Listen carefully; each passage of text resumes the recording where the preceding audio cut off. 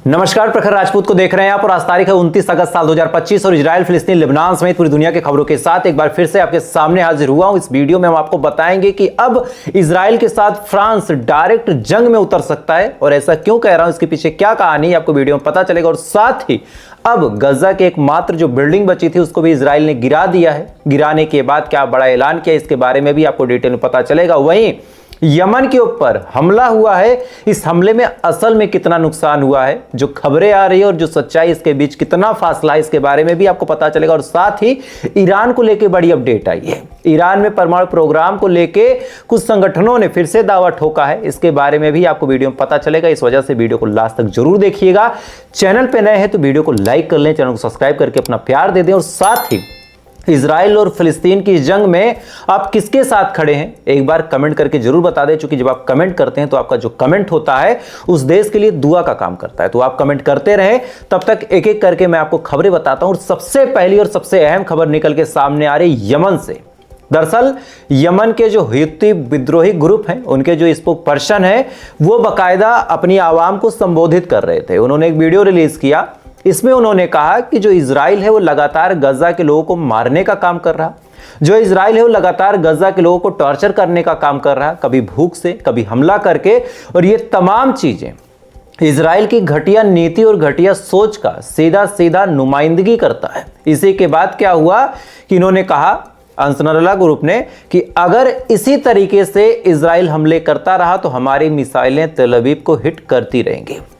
ये तमाम चीजें हूतीस ग्रुप के जो हेड थे वो बोल ही रहे थे। इसी दौरान इजराइल ने 10 बड़ी मात्रा में एयर स्ट्राइक की है।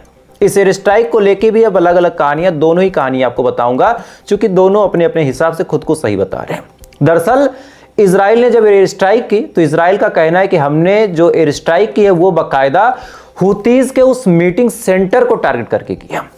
यानी किसी ने जानकारी दी कि हूतीस की एक बड़ी भारी मात्रा में मीटिंग बैठी है, वहां पे तमाम लोग आपस में डिस्कशन कर रहे हैं कि आखिर इजराइल को कैसे मारा जाए, इजराइल के ऊपर कौन सी मिसाइल छोड़ी जाए। ये तमाम चीजें जब इजराइल को पता चली तो इजराइल ने एयर स्ट्राइक की और रिपोर्ट निकल के सामने आ रही है कि हूतीस ग्रुप के जो आर्मी ऑफ चीफ थे उनको मारने का काम इजराइल ने किया है। लेकिन इसके विपरीत हूतीस का अपना एक अलग पक्ष है। दरअसल हूतीस का कहना है कि हमें कोई नुकसान नहीं पहुंचा है, हमारी मीटिंग जहां थी उसके बारे में इजराइल को कुछ पता ही नहीं था, बशर्ते इजराइल ने जब हमारे ऊपर हमला किया तो उन्होंने लोकल सिविलियन को टारगेट किया और इसमें कई सारे सिविलियन की मौत हुई है। अब चाहे आप इजराइल का पक्ष सही मान लें, अब चाहे आप हूतीज का पक्ष सही मान लें, लेकिन अब एक बात कंफर्म हो गई है, चूंकि अब पहली बार ऐसा हुआ कि यमन में सिविलियन मरे हैं या फिर हूतीज के सीनियर डेलीगेशन मरे हैं। दोनों ही सूरत हाल में हूतीज को ठीक ठाक गुस्सा आया। दोनों ही सूरत हाल में हूतीज अच्छे खासे नाराज होंगे, क्योंकि मतलब बड़ा साफ है कि या तो आवाम मारी गई तब भी हूतीज नाराज हो जाएंगे, और अगर हूतीज का आर्मी ऑफ चीफ मारा गया तब तो नाराज होना ही होना है। तो आने वाले टाइम में हूतीज और इजराइल के बीच एक बार जंग फिर से तेज आपको देखने को मिल सकती है। अच्छा, ये इधर एक पहलू चल ही रहा था, इधर आज सीरिया में फिर से अटैक किया इजराइल ने। इस अटैक में सबसे बड़ी बात यह है कि जिस जगह को टारगेट किया गया है वो जगह सीरिया की आर्मी बेस थी। कभी उस जगह को बाकायदा टारगेट किया गया। टारगेट करने के बाद सबसे पहले वहां अटैक किया। अटैक करने के बाद वहां पे हेलीकॉप्टर भेजे इजराइल ने। हेलीकॉप्टर भेजने के बाद वहां पे अपनी आर्मी को उतारा और जितने भी लोग वहां पे मिले उन सबको मारने का काम आईडीएफ ने किया। इसके बावजूद सीरिया की सरकार ने, अल जुलानी की सरकार ने बस क्रिटिसाइज किया। अल जुलानी की सरकार ने कहा कि जो हमारे ऊपर ये हमला हुआ है ये इंटरनेशनल कानून का उल्लंघन है, हम इसको लेके अमेरिका से बातचीत करेंगे। इधर जवाब भी मांगा है इजराइल से कि भाई आप हमले क्यों कर रहे हो।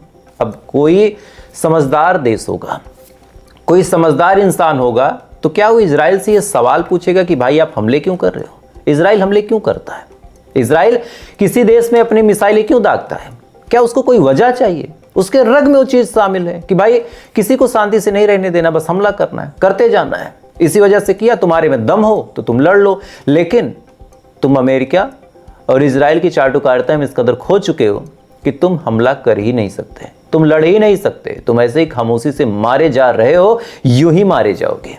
खैर, अब गजा की कुछ बड़ी अपडेट आपको बताता हूं। गजा में लगातार इजराइल के हमले तेज हैं, भूखमरी से लोग मर रहे हैं। इसके बावजूद आज गजा के अंदर एकमात्र बिल्डिंग थी उस बिल्डिंग को भी आज इजराइल के बुलडोजर ने डिमोलिश कर दिया। पहले वीडियो देखिए।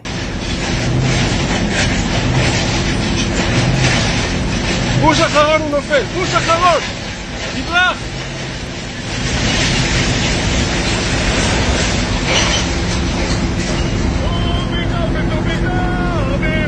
איזה זרמים ואיזה זרמים! इस डिमोलिशन के बाद अब गजा के अंदर कोई भी ऐसी बिल्डिंग नहीं है जो खड़ी हो, यानी जितनी भी बिल्डिंगें थी उन तमाम बिल्डिंगों को डिस्ट्रॉय करने का काम कर दिया इजराइल ने। गजा के अंदर कोई भी मकान, कोई भी घर अब खड़ा नहीं है। ये इजराइल ने एक घटिया रिकॉर्ड बनाया दोस्तों।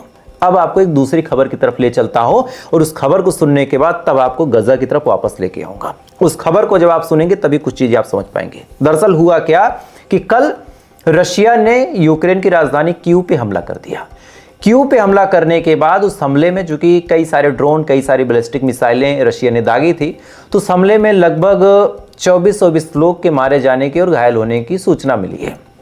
अब जैसे ही इतना बड़ा हमला हुआ, फौरन पूरी दुनिया में हाहाकार मच गया। पूरी दुनिया चीखने चिल्लाने लगी कि भाई 24 लोगों को रशिया ने मार दिया, बहुत गलत है, ये जिनोसाइड है, हम इसका विरोध करते हैं, वी विल कंडेम इट। और इसी के जस्ट बाद यूके ने और यूरोपियन कंट्रीज ने अपने अपने देशों में जितने भी रशिया के एम्बेसीज थे और जितने भी वहां के एनवॉय थे यानी राजदूत थे, उन सबको समन भेज दिया।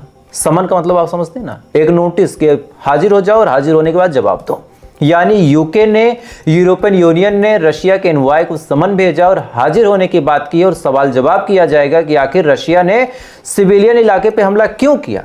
यही यूके, यही यूरोपियन यूनियन पूरी दुनिया में कहते हैं कि इजराइल गलत कर रहा है, हम इजराइल के हमले का कंडेम्ड करते हैं, लेकिन इसके बावजूद ये एक सवाल तक नहीं पूछ सकते इजराइल के राजदूत से।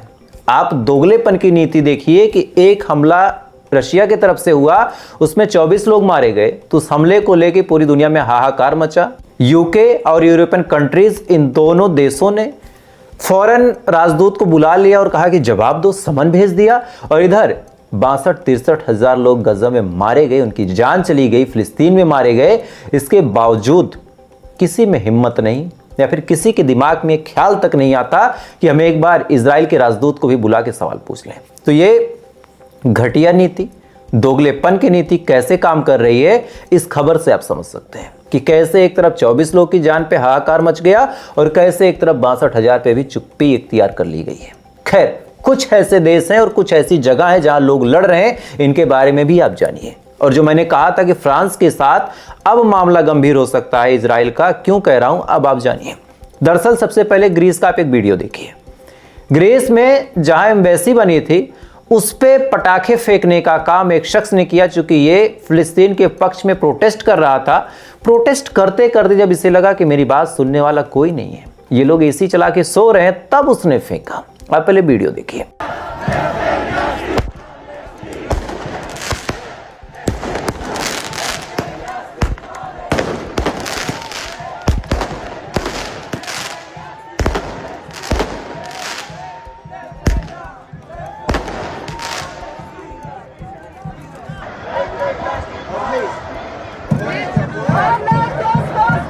इसी वीडियो के बाद अब आपको एक दूसरी खबर देता हूं। दरअसल फ्रांस ने सबसे पहले कहा था कि हम जो भी फिलिस्तीन स्टेट का दर्जा है उसको वो दर्जा देंगे और फिलिस्तीन को एक देश मानेंगे। अब फ्रांस ने इतना जब कहा, इसी के पीठ पीछे कई सारे लोग चल पड़े। सबसे पहले इटली ने कहा कि चलो हम भी करेंगे। जर्मनी ने कहा था लेकिन वो पीछे हट गया, बैकफुट पे आ गया। इसके बाद ऑस्ट्रेलिया ने भी कहा, यूके ने भी कह दिया। लेकिन फ्रांस ने इस मामले में ऐसा कदम उठाया है कि इस कदम को जानने के बाद आप सदमे में आ जाएंगे कि अब इजराइल की खैर नहीं। क्यों? दरअसल फ्रांस ने कहा है कि जब हम फिलिस्तीन को दर्जा ही दे रहे हैं तो हम फिलिस्तीन के अंदर अपनी एम्बेसी बनाएंगे, अपना दूतावास बनाएंगे और पूरे फिलिस्तीन पे तो इजराइल बम बरसाता है।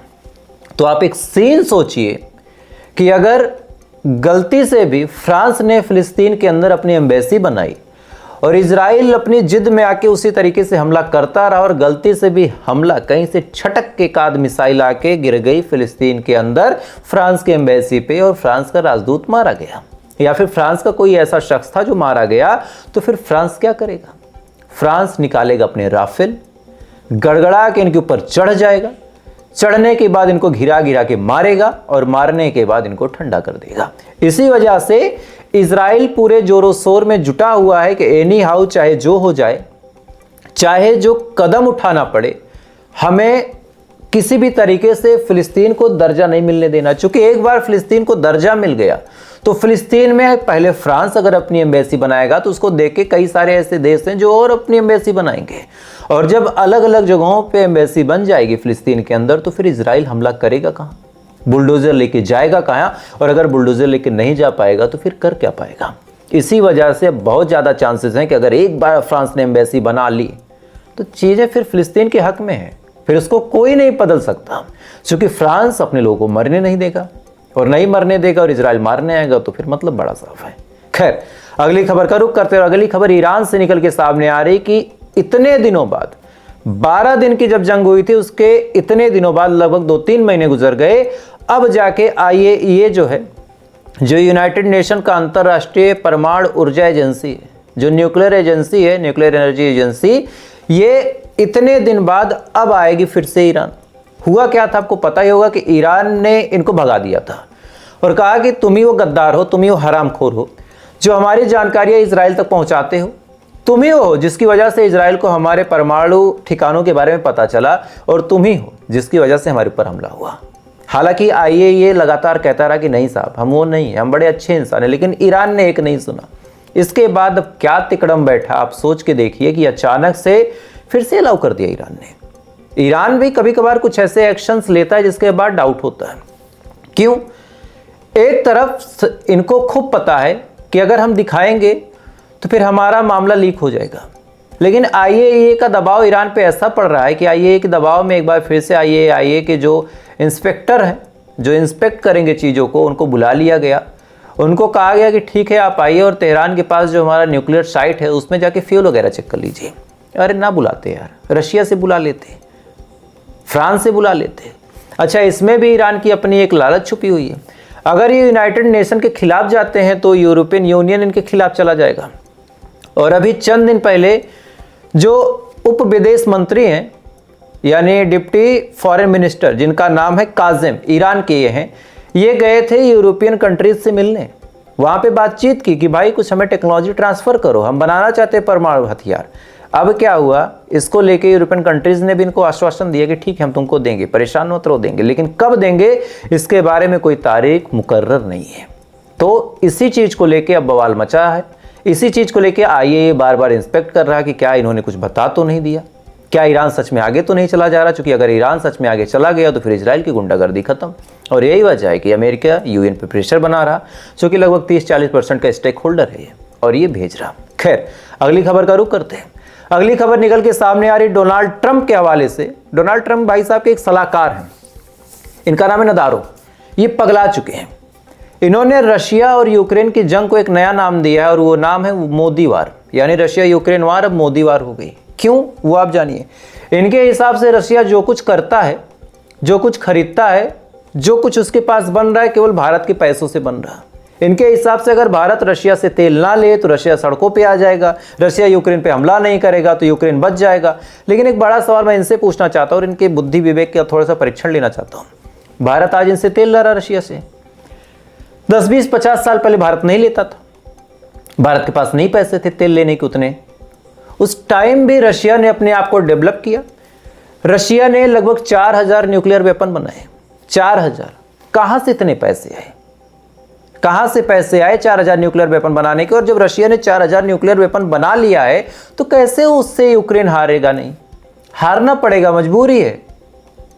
गाजा क्यों मारा जा रहा? गाजा के पास न्यूक्लियर वेपन नहीं है, इजराइल के पास है, इजराइल मार रहा, गाजा के लोग मारे जा रहे, कोई ऑप्शन नहीं है।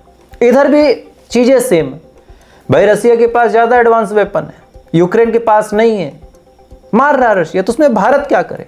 बहरहाल नदारों ने जब ये बात बोली कि अगर मोदी ने नरम रुख नहीं अपनाया तो हम और टैरिफ लगा देंगे और सैंक्शंस लगा देंगे। इसी बीच नई अपडेट है कि इसी संडे को, यानी कल, इसी संडे को चाइना के अंदर मोदी जी जाएंगे, और जाने के बाद चाइना के अंदर बाकायदा मीटिंग होगी, और उस मीटिंग में अमेरिका के साथ मुंहतोड़ जवाब के बारे में चर्चाएं होंगी। तो तो एक तरफ भारत के ऊपर चाहे जितने टैरिफ और चाहे जितने सैंक्शंस लगाने की कोशिश की जा रही है, दूसरी तरफ भारत लगातार आगे बढ़ रहा है। यह मामला मोदी और राहुल गांधी का नहीं, हालांकि राहुल गांधी ने एक बड़ा आरोप लगाया, इसके बारे में भी आपको बताता हूं।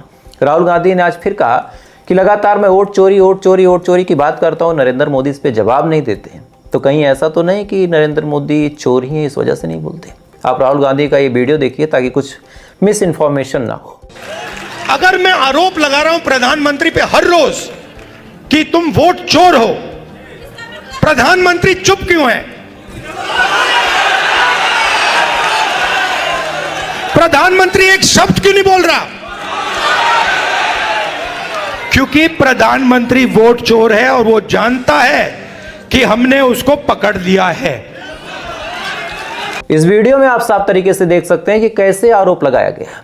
इस आरोप में राहुल गांधी ने कहा कि मैं रोज कहता हूं कि वोट चोरी हुई है, वोट चोरी हुई है, लेकिन इसके बावजूद जवाब नहीं आता। तो क्या मोदी जी ने वोट चोरी की, इस वजह से वो कुछ नहीं बोल रहे? ये सवाल इन्होंने पूछा, लेकिन अभी वो मुद्दा नहीं है। मुद्दा ये है कि चाइना में स्वागत हो रहा हमारे देश के प्रधानमंत्री का। यहां मामला मोदी का ही नहीं, हमारे देश के प्रधानमंत्री का स्वागत हो रहा। तो ये चीजें अब धीरे धीरे अमेरिका को चुभ रही है। और इधर जो मैंने गजा के बारे में बताया कि अगर फ्रांस की एम्बेसी बन गई तो पूरा मामला पलट जाएगा। तो ये तमाम चीजें, इनका जो एक गुट है ना, यूक्रेन है, उसमें पाकिस्तान भी है। सुनने में आपको बुरा लगेगा, लेकिन पाकिस्तान है उसमें। साथ ही अमेरिका, पाकिस्तान, इजराइल, यूक्रेन, ये तमाम जो जोकर वाले देश हैं ना, आज ये बुरी तरह घिर गए हैं। इन्हें लगता था कि पूरी दुनिया पे हम राज करेंगे, पूरी दुनिया को हम ऐसे इशारों पे नचाएंगे, लेकिन पूरी दुनिया ने आवाज उठाना सीख लिया है। आज हम अपने दोस्तों के साथ, अपने दुश्मनों के साथ सही से खड़े कि भाई ठीक है, हम अपना मसला सुलझाते हैं, इनके चंगुल से निकलते हैं। और इधर क्या हो रहा है आपको पता है? इजराइल के अंदर फ्रांस इधर घुसा पड़ा है। तो चीज़ें अब धीरे धीरे खिलाफी होंगी इनकी, आप यकीन मानिए। बस आप दुआ कीजिए, क्योंकि दुआओं में बड़ी ताकत होती है। खैर, थोड़ी देर बाद फिर से मिलते हैं ऐसी किसी अपडेट के साथ। अभी के लिए बस इतना ही। बाकी आप अच्छे रहें, खुश रहें, अपना ख्याल रखें, अपने देश का ख्याल रखें। ऊपर वाला आपकी फायदा